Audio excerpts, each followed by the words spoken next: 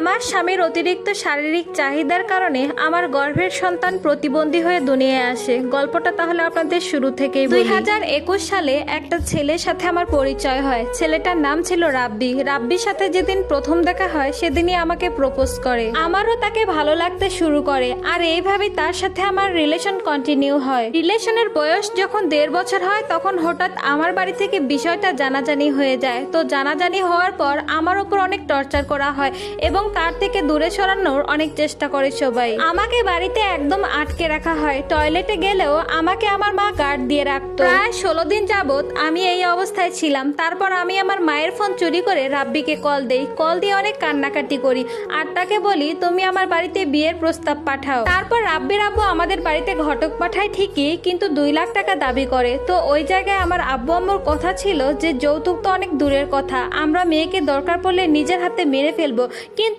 এই জায়গায় কখনোই বিয়ে দিব না। রাব্বিদের আর্থিক অবস্থা খুব একটা ভালো ছিল না, মানে আমাদের থেকে নিচু ছিল আর কি। এই বিষয়টা এখানেই থমকে যায়।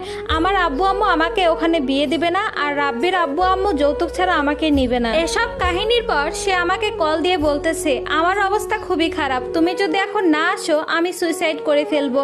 আমি এই কথা শুনে অনেক ভয় পেয়ে যাই, কারণ তাকে আমি অনেক ভালোবাসতাম। আমার লাইফের ফার্স্ট রিলেশন ছিল, তাই অতিরিক্ত আসক্ত হয়ে গিয়েছিলাম। আমি তখন ভাবি তার কিছু হয়ে গেলে আমিও বাঁচবো না। ঠিক 7 দিনের মাথায় আমি তার হাত ধরে পালিয়ে যাই এবং পালিয়ে গিয়ে 1,20,000 টাকা কাবিন করে আমাদের বিয়ে হয়। তারপর রাব্বি আমাকে নিয়ে আলাদা একটা ভাড়া বাসায় উঠে। দিনকাল ভালোই কাটছিল আমাদের, কারোর সাথে কোনো যোগাযোগ ছিল না, না আমার ফ্যামিলির সাথে না ওর ফ্যামিলির সাথে। বিয়ের 5 দিন পর আমার শাশুড়ি আমার স্বামীকে ফোন দেয়। ফোনে কথা বলার এক পর্যায়ে আমার স্বামী তার মাকে বলতেছে আম্মু আমি মেয়েটাকে নিয়ে আসিনি। মেয়েটা বাসা থেকে বের হয়ে বলতেছে আমাকে বিয়ে না করলে আমি সুইসাইড করব। এই কথাটা শুনে আমার খুবই কষ্ট লেগেছিল। যাই হোক, এরপর 10-15 দিন পর আমার বাসা থেকে ফোন আসলো, কিন্তু তাদের একটাই কথা, তারা কেউ মেনে নিবে না, এমনিতেই নাকি খারাপ লাগতেছিল তাই কথা বলল। এরপর বিয়ের 20 দিনের মাথায় আমার স্বামী ফোনটা আমার কাছে রেখে কাজে চলে যায়। তখন আমি ফোনটা ঘাটাঘাটি করতে করতে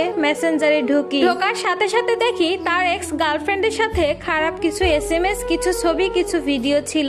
আমার স্বামী সেই মেয়েটার সাথে বারবার ফিজিক্যালি সম্পর্ক করেছে, সে আমার সাথে ডবল ডেট করেছে। এটা জানার পর আমি ভেতর থেকে মানসিকভাবে ভেঙে পড়ি, যার জন্য আমি আমার ক্যারিয়ার শেষ করেছি, বাবা মার মনে কষ্ট দিয়ে বাড়ি ছেড়েছি, আর সেই মানুষটা এত বাজেভাবে আমাকে ঠকালো। যাই হোক, এই বিষয়গুলো যখন আমি দেখলাম তখন আমি সবকিছু মেনে নেই। আমি আমার স্বামীকে বলি দেখো যা কিছু হয়েছে হয়েছে, তুমি সবকিছু ভুলে যাও, আমি এসব ভুলে থাকতে চাই, আমি তোমার সাথে থাকতে চাই সারা জীবন। কিছুদিন পর আমার বড় বোনের বিয়ে ঠিক হয়, আর সেই সুযোগে সবাই মিলে আমার বাবা মাকে বোঝায় যেন তারা আমাদের মেনে নেয়। আমার বাবা মাও সবার কথায় আমাদের মেনে নেয়। আমার স্বামীকে সবাই পছন্দ করে, জামাই হিসেবে যতটুকু আদর যত্ন সম্মান সবকিছুই সে পেয়েছে। এর কিছুদিন পর আমি বেবি কনসিভ করি। আমার স্বামী আমাকে সবসময় বলতো যে নর্মাল ডেলিভারি কিভাবে করা যায় ওইসব ভিডিও দেখবা, ওইসব খাবার খাবা। প্রেগনেন্সির সময়ে আমার অনেক কিছু খেতে মন চাইতো, কিন্তু সে আমাকে কিছু এনে দিত না। এক ফোঁটা দুধ ডিম যে আমাকে কিনে খাওয়াবে তার সেইটুকুও সামর্থ্য ছিল না। তারপরও আমি তার হাত ছাড়িনি। যেদিন আমার ডেলিভারি পেইন উঠলো তখন ছিল রাত 12টা।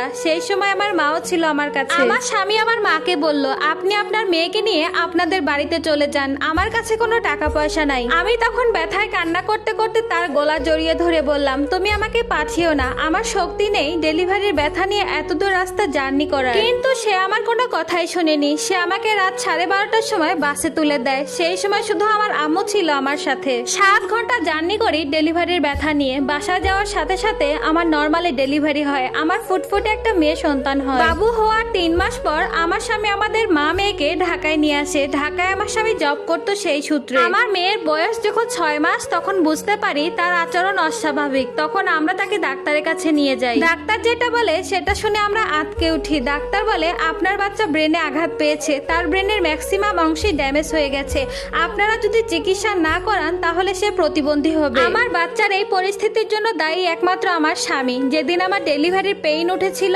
পেইন ওঠার আগ মুহূর্তে আমার স্বামী আমার সাথে শারীরিক সম্পর্ক করে। শুধু তাই নয়, প্রেগনেন্সির প্রথম মাস থেকে শুরু করে 9 মাস পর্যন্ত সে কন্টিনিউ আমার সাথে শারীরিক সম্পর্ক করে এসেছে। আমি অনেক বোঝাতাম, অনেক কান্নাকাটি করতাম, তাকে বলতাম আমার অনেক কষ্ট হয়, তুমি আমাকে বোঝার চেষ্টা করো, বাচ্চাটা তো তোমার, ক্ষতি হলে তো তোমারই হবে। ঘটনা এখানেই থেমে নেই। আমার বাচ্চার চিকিৎসা বারবার আমার স্বামী বন্ধ করে করে দিয়েছে। তার মা মানে আমার শাশুড়ি নাকি বলেছে আমার মেয়ের নাকি কিছুই হয়নি। আমার স্বামী আমাকে বলে তুমি বাবুকে উল্টাপাল্টা ওষুধ খাইয়ে নষ্ট করে ফেলতেছো। তো সে চিকিৎসা একেবারেই বন্ধ করে দেয়। শুধু তাই না, ঘরে আসলে সে আমার সাথে খিটখিটে মেজাজে কথা বলতো। আমি তার জন্য যথেষ্ট সাজুগুজু করে থাকতাম যেন সে বাহিরের দিকে নজর না দেয়। একাধিক মেয়েদের সাথে তার মেলামেশা ছিল। আমি বুঝতে পারতাম তার ফিজিক্যালি নিডটা বেশি, কিন্তু এটা জানতাম না সে এটা বাড়ানোর ঔষধ খায়। আমি যদি অসুস্থ থাকতাম তাকে বুঝিয়ে বলতাম আমাকে অন্তত আজকে রেহাই দাও, আজকে আমাকে মাফ করে দাও। তখন সে আমাকে অনেক বাজে বাজে গালিগালাজ করতো, আমাকে আচ্ছা মতো পিটাতো আর বলতো আমার কাছ থেকে দূর হ। আমার মেয়েটা শুয়ে এক পাশে কান্না করতো, কান্না করতে করতে খিঁচুনি এসে যেত, কিন্তু সে তার চাহিদা মেটাতে ব্যস্ত থাকতো। আমার বাচ্চাকে ঘুম পাড়াতেও দিত না, কোলেও নিতে দিত না, এমনকি সে নিজেও কোলে নিত না। আমি আমার অসুস্থ বাচ্চা নিয়ে একা একা বাজার করতাম, কোলে নিয়ে একা একাই রান্না করতাম। স্বামী হিসেবে তার কাছ থেকে একটুও সাহায্য পেতাম না। কিছুদিন পর আমার স্বামী এসে আমাকে বলতেছিল আমি জবের জন্য এক জায়গায় যাব, কিছুদিন সময় লাগবে, 10-12 দিন। তারপর তার কথা মতো সবকিছু গোছগাছ করে তাকে বিদায় দিলাম। এটাই হয়তো শেষ বিদায় ছিল। আমি জানতাম না যে সে তার পরকীয়া প্রেমিকার সাথে আমাকে আর আমার বাচ্চাকে রেখে একেবারেই চলে যাচ্ছে। যাওয়ার পর থেকে এখন সে পুরোপুরি নিখোঁজ প্রায় 1 মাস ধরে। আমার বাচ্চাটার বয়স এখন 17 মাস। সে হাঁটতেও পারে না, বসতেও পারে না, আবার কথাও বলতে পারে না। যতটুকু বুঝতে পারি চোখেও কম দেখে। আমার মেয়েটা কথা বলতে পারে না ঠিকই, কিন্তু সে তার বাবাকে অনবরত বাবা বাবা বলে ডাকে। আমার স্বামীর উদ্দেশ্যে একটাই কথা বলবো, আমি আপনাকে কোনোদিন মাফ করতে পারবো না। আপনি আমাকে খুব বাজেভাবে ঠকিয়েছেন, সাথে আমার মেয়ের জীবনটাও শেষ করে দিয়েছেন। যেখানে আমার মেয়ের এখন হেঁটে বেড়ানোর কথা ছিল, আর আজকে আমি অসুস্থ বাচ্চাকে বাসায় রেখে সারাদিনের জন্য বাইরে জব করতে যাই। আমি শুধু আল্লাহর কাছে বিচার দিয়ে রাখলাম যে আল্লাহ, যে আমাকে আর আমার সন্তানকে এভাবে ঠকিয়েছে তার পরিণতি তুমি আমাকে দেখিও, এতটুকুই চাওয়া। এতক্ষণ যে গল্পটা আপনারা শুনলেন, এই গল্পটার সাথে আমার বাস্তব জীবনের কোনোই মিল নেই। এই গল্পটা একটা অভাগী আপুর জীবন থেকে নেওয়া। ভালো লাগলে লাইক কমেন্ট করে পাশেই থাকবেন। আল্লাহ হাফেজ।